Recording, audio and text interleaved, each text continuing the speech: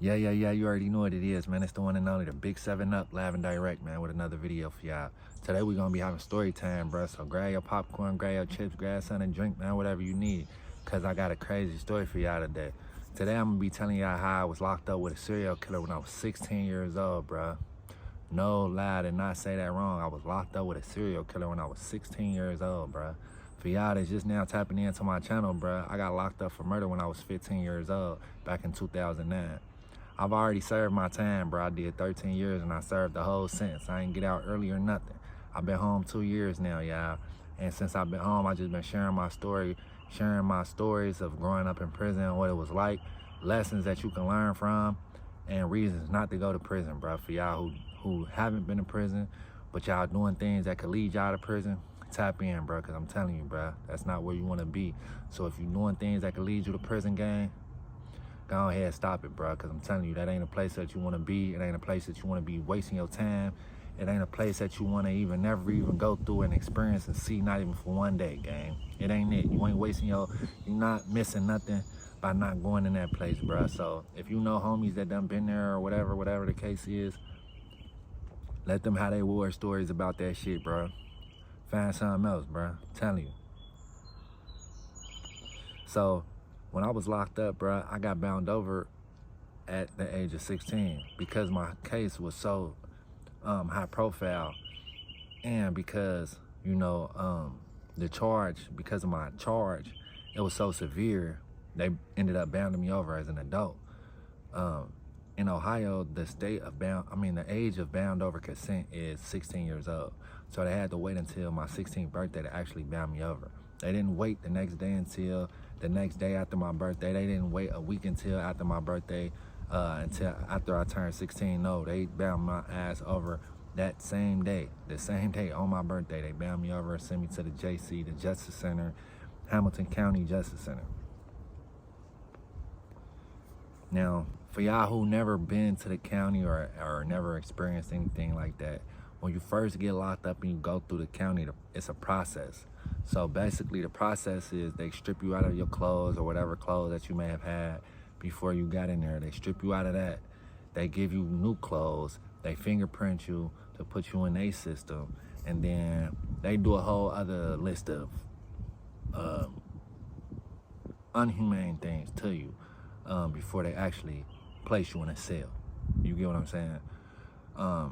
You actually have to go to a medical and get checked out and all type of things. You have to pee in a cup to get checked, like to make sure you don't have any diseases, like the whole nine, like the whole nine. Like, so as I'm going through my process of actually getting sent upstairs to get a cell, they placed me in a medical unit.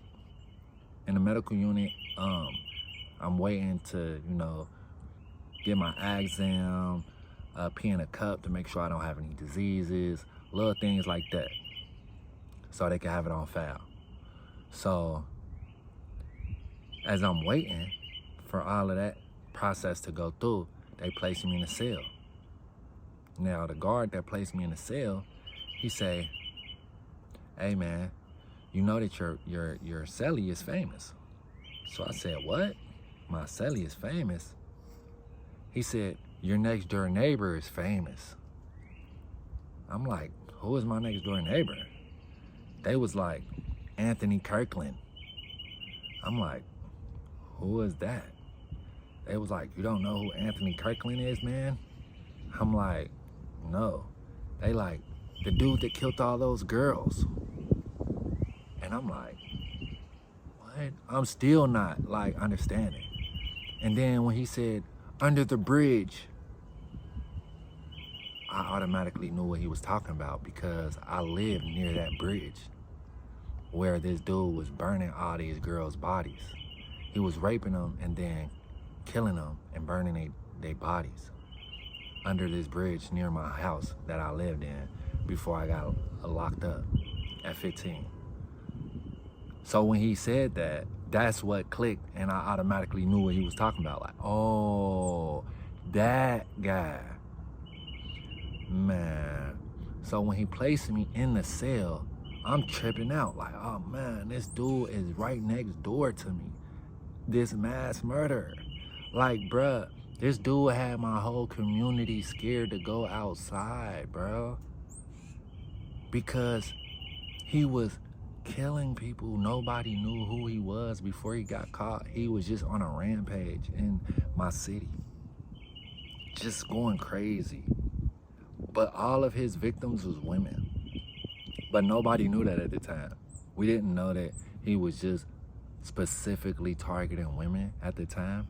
All we knew is it was mass people dying and their bodies was getting burnt near my house. And they couldn't catch this dude. So my whole community was like afraid to leave the house at night. You know what I'm saying? Even me as a young kid, I remember, like, I never wanted to go near that bridge. I would always have a weapon when I went near that bridge. Like, yeah, like, you know what I'm saying? So once I finally comprehended what the guard had told me and who this man was, I started bugging. I started bugging out.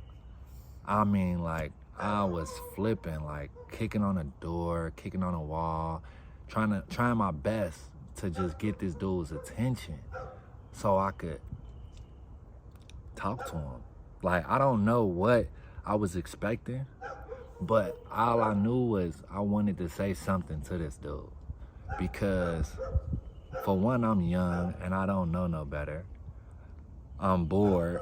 I'm not even really comprehending my own situation, let alone his situation. You get what I'm saying? But at the same time, I'm just going. My emotions is going, and I just get to flipping. I'm beating on the wall. Hey man, why did you kill those girls? Why did you kill those girls? Why did you kill those girls?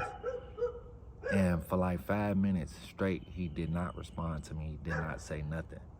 But then after like 5 minutes of me just continuously beating on this wall and screaming, why did you do that to those girls? He finally responded to me. And you know what he said? He said the craziest shit ever that I wasn't expecting. He said, everybody wanna know why. Everybody wants to know why. But nobody ever asked me why. Why they did that to me. Why they did that to me. And he just kept going on and on about what they did to him. And I'm like, whoa, that's a different turn of events because, I mean, I didn't even think of nothing like that. Like, what actually happened to this man to make him lose his mind and start killing girls? You get what I'm saying? It's no excuse for killing girls. It's no excuse for killing nobody. Let's get that right now. But at the same time, it was a different turn of mindset for me as a kid. You get what I'm saying? Because that was just a different aspect of the game that I wasn't considering. like let's take a second out of our time to actually understand the mind of this serial killer and what happened to him, what caused him to become a serial killer. You get what I'm saying? It was crazy.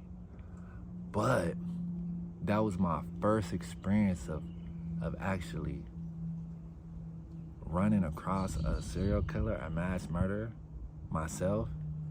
But it would not be the last experience that I would have with a serial killer. I would have multiple run-ins during my prison sentence with serial killers, which was very odd. I was placed in the juvenile facility with another mass murderer. He was the Craigslist killer. And that's a whole nother story that we could get into another time. But this serial killer's name that I was speaking of, his name is Anthony Kirkland. For anybody who wants to, you know, do your research or look it up yourself, just to see like who this guy was that I'm talking about. He has his own story of his own. and you can look him up. His name was Anthony Kirkland from Cincinnati, Ohio. Kirkland with a K, for anybody who interested in looking that up. Appreciate y'all for tapping in, man, with me, man, during this story time. I got more videos for y'all coming soon. Until next time, keep your head up. You already know, we out.